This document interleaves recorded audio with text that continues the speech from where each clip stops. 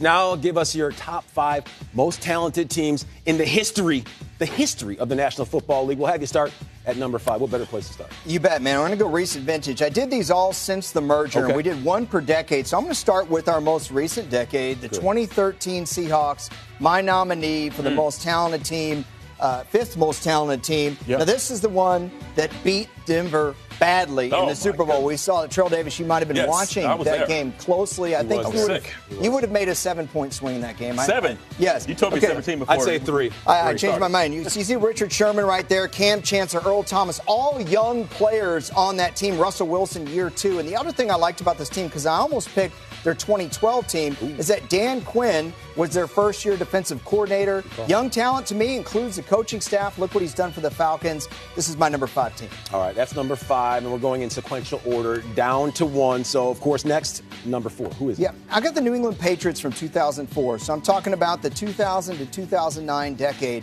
Why the 04 Patriots and not the 07 team? Yeah, good question. Right. People always look at Randy Moss. Well, TD, you and I talked off camera. Corey Dillon, how do you rate talent?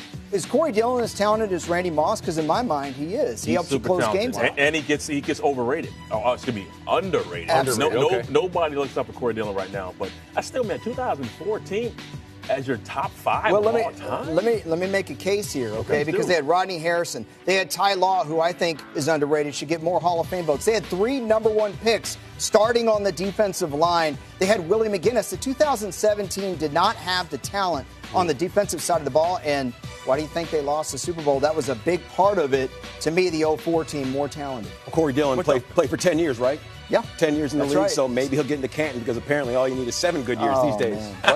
Okay. I didn't say it. 7 I years. agree. Quality. Number 3, Elliot. Who is it? Let's move on. Okay, how about the 1989 San Francisco 49ers? With the Niners, it's so hard. This team won 5 Super Bowls in 14 years. So which team do you take? I don't think the 89 team was their best team. I think it's their most talented team. The 84 team only lost 1 game. But the 89 team had this guy right here as a backup. Steve Young is a backup. Okay, so it's about depth. Matt Millen, they had a lot of veteran leadership. Jim Burt, guys that came in. You can have veteran talent and you have young talent. The other thing, you had a young John Taylor opposite Jerry Rice in his prime. The 89 49ers beat Denver again.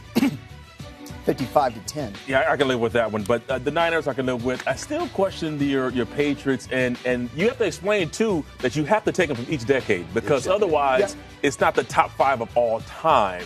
It's based off the decades that you put them in. I think it's fair, though. I think that you should take one team from every era when you're doing a list like this. Because if you're the most talented team in your era, that means something to me. And that's where I go with number 2. Okay.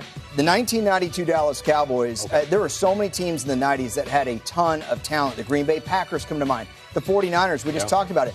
Your Broncos, at the end of the decade, had really great veteran talent, I thought, that came on board. But the 92 Cowboys, they're the most interesting team on this list because, to me, they got cannibalized by the era and what was happening in the NFL at the time. Free agency came in 93. Salary cap comes in 94. No team had ever had to deal with this before. The 89 49ers, they just re-sign all their guys. The Steelers and the Packers, all these great teams of yesteryear, they could hold on to their guys. Michael Irvin, Emmitt Smith, and Troy Aikman keeping their contracts meant that you lost all your talented depth. Yeah. That 92 Cowboys team, young, 13-3, and won the Super Bowl 52-17. Wow. Well, that Cowboys team back then, really, really good, but not good enough to take number 1. I know who your number 1 team is because we have it over there on our big board, but I'll let you do the big unveil, Elliot. Who is it? Well, how many teams draft 4 Hall of Famers in one draft? I mean, come on. The 1974 Steelers, once again, not the Steelers' best team, but their most talented team because all these guys were young. Terry Bradshaw, first overall pick. See Mean Joe Green right there. First overall pick in the draft. Okay, and all these guys were in their prime. Bradshaw would get better later in the decade, but those Steelers teams that won later in the decade, all the guys were about 29, 30.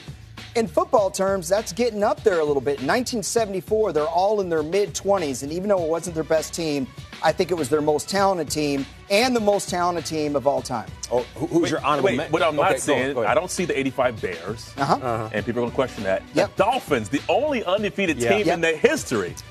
that's not in the top 5. Okay, a couple thoughts. 71 Dolphins, the team that lost the Super Bowl, I considered. But the team that was hardest to leave off for me were the Oilers of the late 80s and early 90s. Now, I know they didn't win anything, okay? But they had so much talent on both sides of the ball, starting with that guy right there, who should have never had to go to the CFL in the first place. The Oilers just could never put it together in the playoffs with Jerry Glanville and then Jack Pardee. But talent outside, running back, defensive line, quarterback, they had it, man, through and through. I would have liked to see them put it all together. Would have been awesome.